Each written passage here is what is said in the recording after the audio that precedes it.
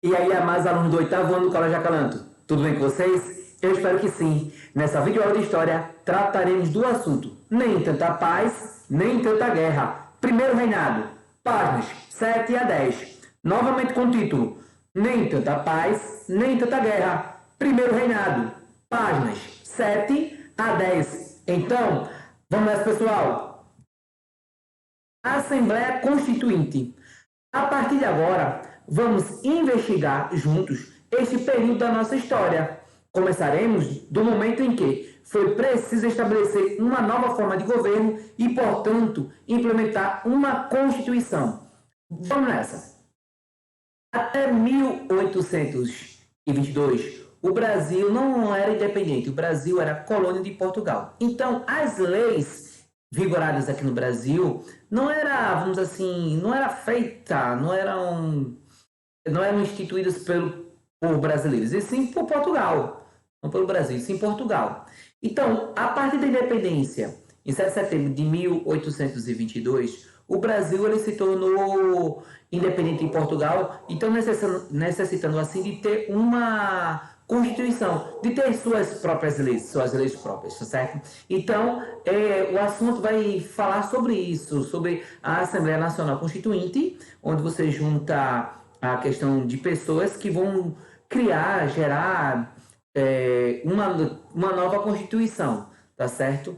A decisão de o Brasil estabelecer uma Constituição própria foi inspirada na Revolução Francesa, que, ao derrubar a monarquia e instaurar a República, promulgou uma Constituição para o país. Em junho de 1822, Dom Pedro I convocou eleições para formar uma Assembleia Nacional Constituinte, que ficou encarregada de redigir uma nova Constituição do Brasil. A eleição foi realizada logo após o 7 de setembro, claro. Dela fizeram parte somente homens, mulheres não podiam participar das eleições, como ato de poder econômico. Então, a Assembleia Nacional Constituinte, ela não vamos dizer assim, não foi algo democrático, ficando de fora as mulheres, só apenas os homens.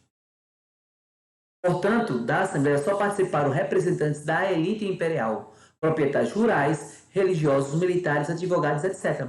Não havia representantes da população. Havia 3 grupos que se destacaram por suas divergências durante essa Assembleia, né? Então, basicamente, havia 3 grandes partidos políticos que se destacaram durante a Assembleia Nacional Constituinte, a partir da independência do Brasil, que era o Partido Português, totalmente favorável a Dom Pedro I, afinal ele nasceu em Portugal, defendia que o imperador tivesse plenos poderes, inclusive para escolher o presidente das províncias, cargo hoje que corresponde ao de governador. O Partido Brasileiro, representando a maior parte dos proprietários rurais, aceitava que o imperador tivesse muitos poderes, porém que os deputados e senadores tivessem algum poder também, além do controle sobre as decisões do imperador. E, por último, os radicais, que representavam as camadas médias da sociedade e era a minoria, favoráveis à monarquia, uma monarquia constitucional, como na Inglaterra, tinha pensamentos políticos fundamentados no liberalismo. Então, esses 3 partidos políticos, eles divergiam no seu pensamento. O Partido Português, que era altamente favorável a Dom Pedro I, basicamente ele queria que Dom Pedro I governasse da mesma forma que seu pai em Portugal, de forma absoluta.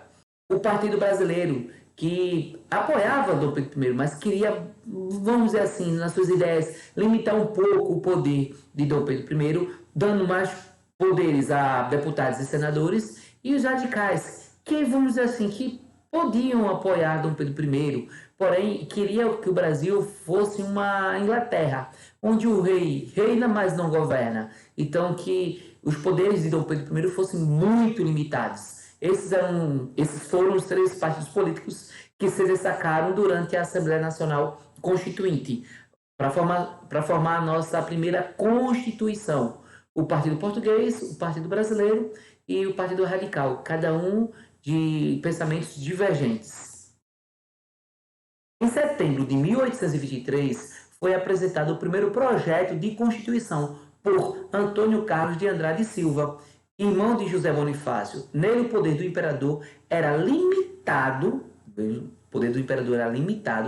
como o controle dos deputados e senadores, com o controle de deputados e senadores. Além disso, o imperador não poderia dissolver o parlamento nem ocupar 2 tronos ao mesmo tempo, o que prejudicava Dom Pedro I na sucessão em Portugal. Então, Antônio Carlos de Andrade Silva, literalmente, ele criou um projeto de constituição que limitava o poder do imperador. Então, era basicamente uma monarquia muito parecida com a monarquia existente na Inglaterra, onde o poder do imperador estava limitado por deputados e senadores. Além do mais, o Brasil, nesse período, tinha medo que, como Dom Pedro era, claro, filho de Dom João, ele poderia ser tanto rei daqui do Brasil, como era nesse período, como foi ele que proclamou a independência, como se houver, claro que haver a morte do seu pai, ele ir para Portugal, ele estava na linha de sucessão direta, na linha de sucessão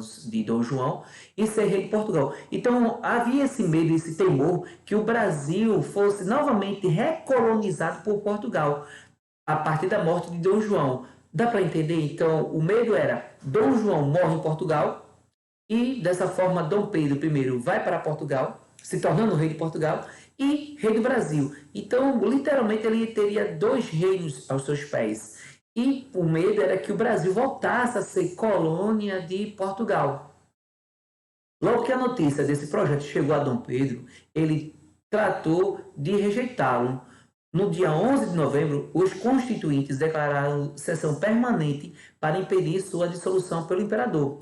Mesmo com a resistência, no dia seguinte, a Assembleia foi dissolvida por Dom Pedro, mas muitos foram perseguidos e presos, inclusive os irmãos Andrada, no caso, Antônio Carlos de Andrade Silva e José Bonifácio, que é um dos patronos da nossa independência. Para vocês terem uma ideia, Dom Pedro ele não aceitou, veja a atitude dele, ele não aceitou de ter seus poderes limitados, ele queria ter um poder absoluto. Então, qual foi a medida adotada por Dom Pedro? Ele literalmente disse assim, vocês vão criar uma constituição que vai limitar meus poderes, então eu vou dissolver essa Assembleia Nacional Constituinte. Então, vocês não vão criar a Assembleia Nacional, eu vou escolher outras pessoas para criar conforme os meus interesses. Então, a Assembleia Nacional Constituinte, vamos dizer assim, liderada por Antônio Carlos de Andrade Silva, estava criando leis que limitavam o poder de Dom Pedro. Ele não gostou ao saber disso. Então, literalmente, ele dissolveu essa Assembleia, criando assim uma nova Assembleia que criou leis, dando total poderes. Então, literalmente, Dom Pedro tomou uma atitude muito drástica para, vamos dizer assim, garantir um poder absoluto, uma monarquia absolutista. Daí nós temos a Constituição de 1824. Depois de dissolver a Assembleia Constituinte, Dom Pedro I outorgou a primeira Constituição do Brasil em março de 1824. Essa foi a que vigorou por mais tempo, até 1888, seja, 65 anos. De 1824, que é a nossa primeira Constituição. Lembrando, Constituição são as leis que regem um país, as leis que regem a nação, tá certo? Então, desde a primeira Constituição de 1824 até a de 1988, a que nos rege nos dias de hoje, a de 1988, nós passamos por 7 constituições. E essa foi a que durou mais tempo, que foi de 1824, novamente, até 1889, no primeiro e segundo reinado. Aí você assim, por que até essa data? 1889. Porque o Brasil, nesse período, no dia 15 de novembro de 1889, deixa de ter o regime monárquico e passa a ter o regime republicano, gerando assim uma nova Constituição, a nossa segunda Constituição. Aqui tem alguns pontos base da Constituição de 1824. Vejamos alguns deles. Estabelecer a monarquia como forma de governo, claro.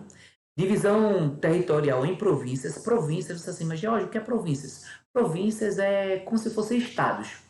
A diferença é que nos estados nos dias de hoje, o governador dos estados, como Pernambuco, ele é eleito pelo povo, pela população.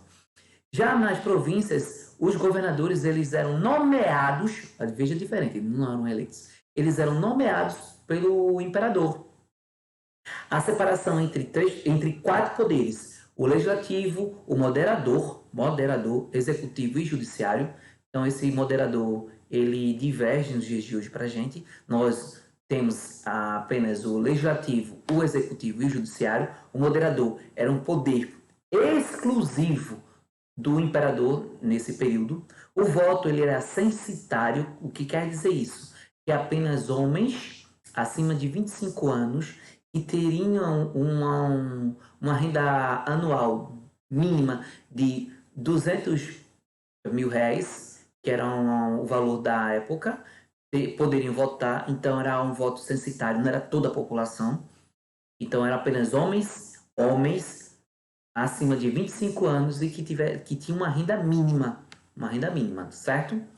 Assegurava a liberdade e a segurança individual e a propriedade como direitos civis e políticos, assegurava a liberdade à imprensa e a todo cidadão que quisesse expressar seus pensamentos, desde que respondesse por abusos cometidos.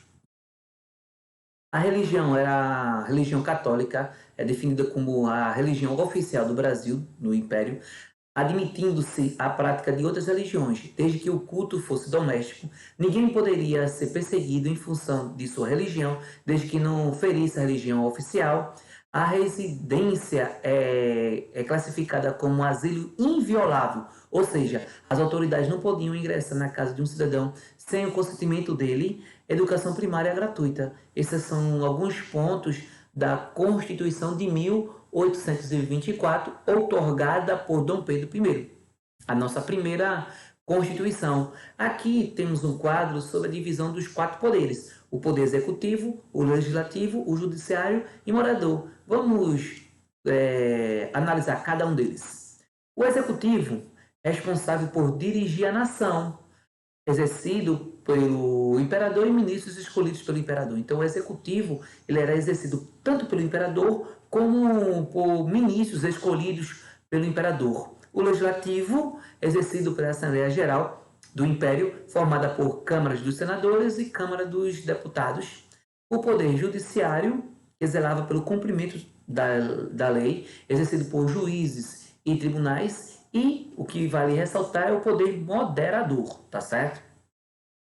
Esse poder, ele era exercido apenas pelo imperador, que lhe dava amplos poderes. Então, o poder moderador era o mais, vamos dizer assim, poderoso entre os quatro. Ele tinha, vamos dizer assim, ele tinha poderes de intervir nos demais, como no texto diz agora, estava acima dos outros três, e com este poder o imperador poderia fechar a Assembleia Geral, nomear e destituir juízes, demitir juízes, quando achasse necessário. Então, esse poder moderador, ele, vamos dizer assim, ele intervinha nos demais poderes. Então, era a última palavra do imperador. Pronto.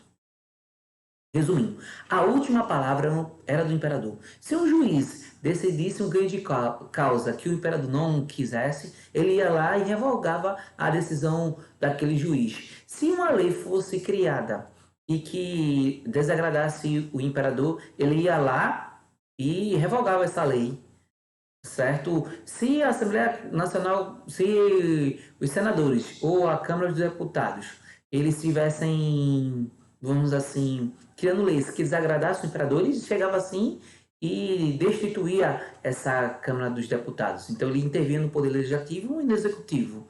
Então o poder moderador era o poder que dava amplos poderes e era exercido apenas e exclusivamente pelo imperador. Deu para entender? O voto era indireto e censitário. O voto censitário significava a possibilidade do voto restrita a quem possuísse uma renda anual acima de 10 mil réis. Eu falei 100 mil, mas é 10 mil réis. Além disso, havia eleições para escolher um grupo que votaria nos deputados e senadores, o que caracterizava como voto, como uma forma indireta de voto. Então, é o que acontece nos Estados Unidos. Você escolhe alguém, delegados, esse delegado vai votar para escolher o presidente. Mais ou menos assim. O voto censitário é um voto que, vamos dizer assim, que não abrange, então não é uma democracia. é algo elitista. Então você tem que ter uma renda anual, mínima anual, para poder votar. Lembrando que era apenas os homens acima de 25 anos, tá certo? Então, homens com 18, 18, 19, 20, 21, 22, 23, 24 anos, eles não têm a possibilidade de voto. E mesmo se ele tivesse 25, 26 e não tivesse uma renda anual de 10 mil reais, eles também não poderiam votar. Ser candidato era algo ainda mais complexo, mais complicado. Era necessário comprovar uma renda anual maior do que dos eleitores. Esta renda era medida em alqueires de mandioca. Inclusive, a Constituição recebeu o apelido de Constituição da Mandioca por causa disso. Eu vou explicar por quê. Vamos nessa. A mandioca era a base da alimentação dos escravos. Então, se uma pessoa tivesse muitos quilos de farinha, na lógica, a mandioca é a matéria-prima da farinha. Então, se a pessoa tivesse muita farinha, é porque ele tinha muitos escravos. Logo, ele teria muito dinheiro, ele era uma pessoa poderosa. Então, estava relacionado ao alqueire. Então, quanto mais alqueires de mandioca, quanto mais farinha de mandioca, mais escravos. Quanto mais escravos, mais rico era essa pessoa. Tá certo?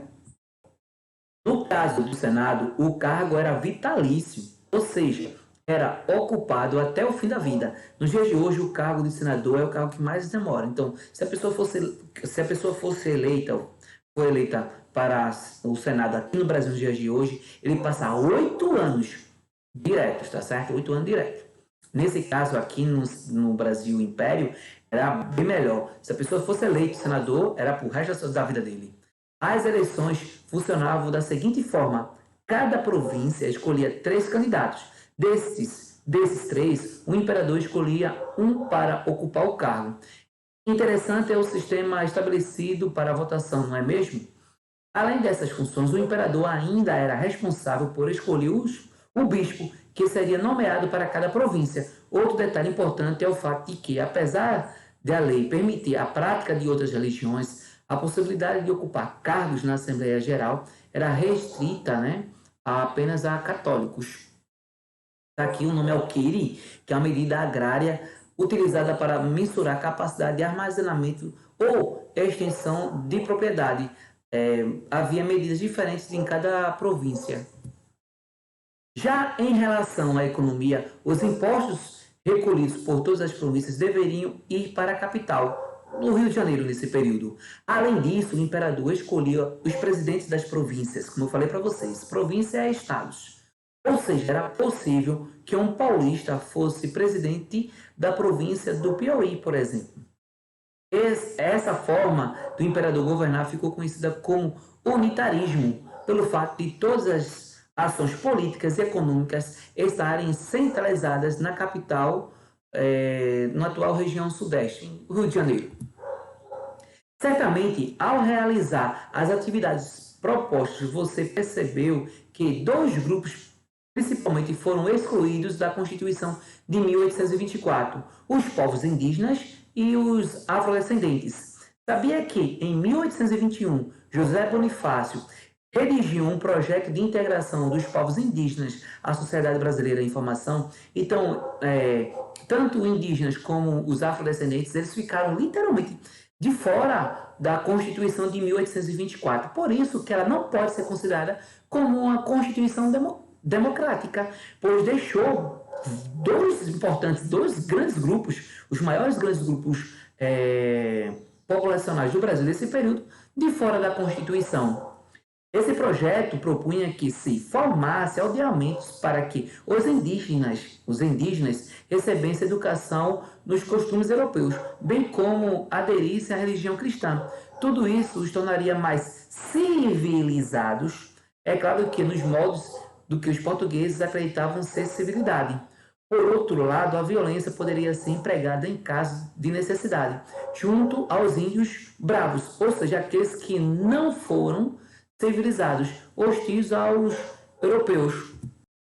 Esse projeto de Bonifácio, aceito na Assembleia de 1823, foi excluído da Carta outorgada em 1824.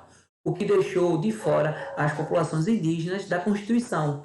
Há, no entanto, historiadores que defendem que os indígenas, tidos como civilizados, ou seja, aqueles que estavam integrados à cultura nacional, que se estabelecia e mais próximos da sociedade do homem branco, já eram considerados cidadãos, por isso seus direitos estavam garantidos. Então, é basicamente o seguinte, essa medida de José Bonifácio queria, de um lado, deixar mais civilizados, esse termo é meio complicado para esses indígenas. Já algumas pessoas acreditam que os indígenas que já tinham a língua portuguesa, já tinham os costumes, vamos dizer assim, do homem branco, eles já deveriam ter direitos garantidos, pois eles já eram civis, já eram considerados cidadãos, certo? E quanto aos afrodescendentes, você deve estar se perguntando, pois é, não era interesse do Partido Português nem do Partido Brasileiro que a escravidão fosse abolida. Afinal, muitos dos parlamentares eram fazendeiros. E quem faria o trabalho pesado? Com todas as questões a serem resolvidas ao mesmo tempo, como você imaginaria ter sido o reinado de Dom Pedro I? Então, essas duas passagens da população, os indígenas que até pensou em incluí-los na sociedade, na Constituição de 1824, mas os afrodescendentes eles ficaram completamente de fora da Constituição de 1824. Claro, por quê? Os dois principais partidos políticos, o Partido Português e o Partido Brasileiro, esses partidos eram compostos de fazendeiros. E se desse algum tipo de direito aos afrodescendentes, acabando com a escravidão, iam prejudicar financeiramente esses fazendeiros. Então, literalmente, eles ficaram de fora, os afrodescendentes ficaram de fora da Constituição de 1824, certo? E nesse momento eu vou ficando por aqui. E antes de terminar, eu quero deixar o código dessa videoaula. O código dessa videoaula é a Constituição de 1824. Novamente, o código dessa videoaula é a Constituição de 1824. Só lembrando que dúvidas, sugestões devem ser enviadas pelo Instagram via direct para Prof. Jorge Ribeiro. Bye bye, pessoal. Fiquem todos com Deus e até a próxima. Valeu!